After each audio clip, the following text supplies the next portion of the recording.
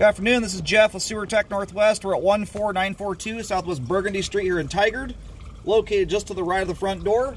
The clean out, you shouldn't lose track of it. It sticks out far enough, but it sits perfectly straight out between the space between the two front windows here.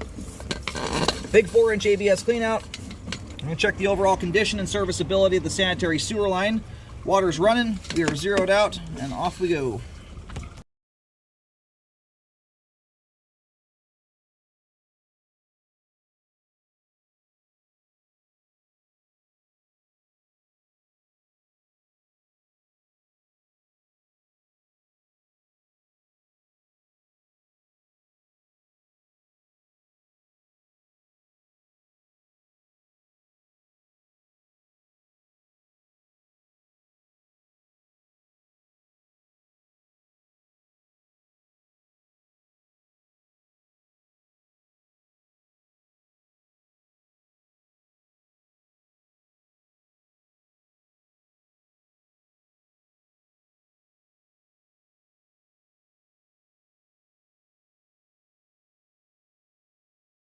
Switching over here to 4-inch 3034 PVC pipe. Thus far, nice looking line and spotless clean. A little bit of standing water right here. This will drain out to almost nothing. Now this is a beautiful example of how to treat your sewer line. That or the homeowners have recently jetted this thing out. It's unbelievably clean. But the way you keep a line clean like this is don't put cooking oil and grease down the line. That's the main culprit. And you've got a little bit of it on the sidewalls right there. This is probably amounts to the entirety of anything that's ever gone down the line, considering how clean the rest of it is. Cooking oil and grease like to concentrate at areas of standing water, whether they're significant amounts of water or not. It causes stuff to cool down rapidly and it floats to the top of the water. So we'll check some of these bellies out right now, but they're far enough out. We're in big 4-inch diameter PVC. Those are the kind of areas of standing water that cause problems when the line gets abused. Plain and simple. They're not significant enough to affect proper usage. Not to mention, in order to fix any of those bellies, you would be redoing the entire length of 3034 PVC there, which is complete overkill in my opinion. It's way too much, far too expensive, way too big of an undertaking to get the benefit out of that you would, which would be pretty minor. If you're a household that's dumping a lot of deep fat fryers down the sink, I'd still rather see someone do a periodic hydrojet if it was even necessary than go and tear all that stuff out. So we're going to go locate the camera head and we'll give it another look over here as we come back. Alrighty, line's probably still draining off, but while it's doing that, I just located the camera head there. Line terminates on Southwest Burgundy. And where I pick up that locate out in the street, turn around and face back of the house, I am looking dead straight at the clean out. The line here runs essentially dead straight all the way to the main, which is an ideal configuration. The fewer the turns, the better. Turns are just natural pinch points that slow stuff down. They're the most likely spot in a sewer line to get a blockage. An otherwise perfectly good line. It's just a spot where things slow down. And when large items do go down the line or improper stuff, they're the most likely areas to get hung up. So we like straight running sewer lines. And I'll notate kind of where the bellies are in this line here. And I'll run backwards here in a moment. It's one of those things that I always do after doing almost 25,000 scopes. What I've learned is that when you go backwards into a house where you get to see whether or not the homeowner has truly been treating things as nice as the outside line looks. You know, not to say that this is a line that's terribly concerned with the standing water, but some homeowners are aware of their standing water. They know they put grease down the line and they preemptively jet a sewer line just to clean it up for the new homeowners. It minimizes things too to an extent, but when you go backwards is where you get to see everything in reality. Very few companies will actually go and jet backwards into a home. So you get this clean, spiffy line on the outside sometimes. You go backwards, and that's where you usually get to see how things were really, how the behaviors usually were. So it looks like you got a tiny little bit of standing water at the end of the line here.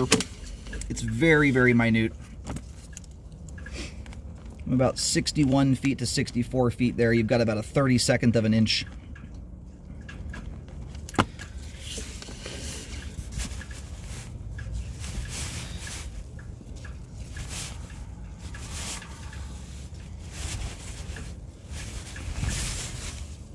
Sorry, trying to adjust my rain cover here. And because the standing water is sporadically throughout the line, in fact, some of these spots here almost look like the line might be running a little bit flat. There's no way to really fix any of these bellies without fixing the entirety of it. You know, if we had 3 inches of standing water throughout a lot of these areas here, I'd feel a little bit differently about repairs. But, you know, as you can see, what's hanging up in the line here are eggshell particles. Not something you should put down your line, and there's not enough here to justify cleaning. I'm just pointing that out for educational reasons. Eggshells, as you can see, sink to the bottom of water. I don't know what it is about the physics of them. They almost act like gold, like they're dense and just sink to the bottom of water. I have seen people run jetters through sewer lines. It will clean absolutely everything out of the line, and the eggshells will often be left behind. It's kind of remarkable. But where they really get you is in your kitchen sink drain, in the U-bend under the sink where you have your water trap. Those eggshells will just gunk those things up like crazy, especially if you get any amount of grease buildup in those areas. It acts like glue. It just catches all that nasty, sharp, jagged stuff, and it often leads to your sink blocking. And a 4-inch main line like this, that has zero bearing on anything. Another one here from about 35 feet to about 39. And these things so far are rinky-dink. I mean, we're talking like a 32nd of an inch to a 1/4 inch at worst. And for reference, I don't even consider repairs on bellies anymore until there's a minimum of 5-foot section with at least 1 inch of water. I used to do that more frequently way back in the day before we'd studied sewer lines over and over again like we have at this point. Mostly on a belly that I just described there, 5 feet with 1 inch of water. It's almost always on a scenario where it's very close proximity into the home, and usually in old pipe materials where you have the coupling effect of standing water slowing things down in very rough, jagged pipe walls that snag debris. Smooth plastic pipe has mitigated so many of these problems. Yeah, these drained out even better than I thought they were going to. They're tiny. This one's about a 1/16. These are just hardly worth talking about. The only stuff you would ever consistently see hanging up in water that minor is if you're dumping a considerable amount of cooking oil, grease, fats in general down the line, abusive items, stuff that have no business going down there, and doing it on a very frequent basis. Those little bits of standing water, they're just, I mean, for better understanding, if you were to flush a couple paper towels down the line, which you should not do, they would scoot through that area about as easily as they would through anywhere else in the line with no standing water.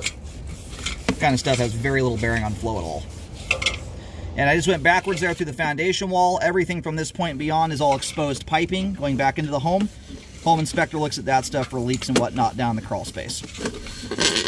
We have good flow end to end. All the bellies there, I'll list them off here from about 23 to 26 feet, 35 to 39 feet, 46 to 50 feet, and 61 to 64 feet, all of which are no greater than a 1/4 inch of standing water or far too minor to need repair work.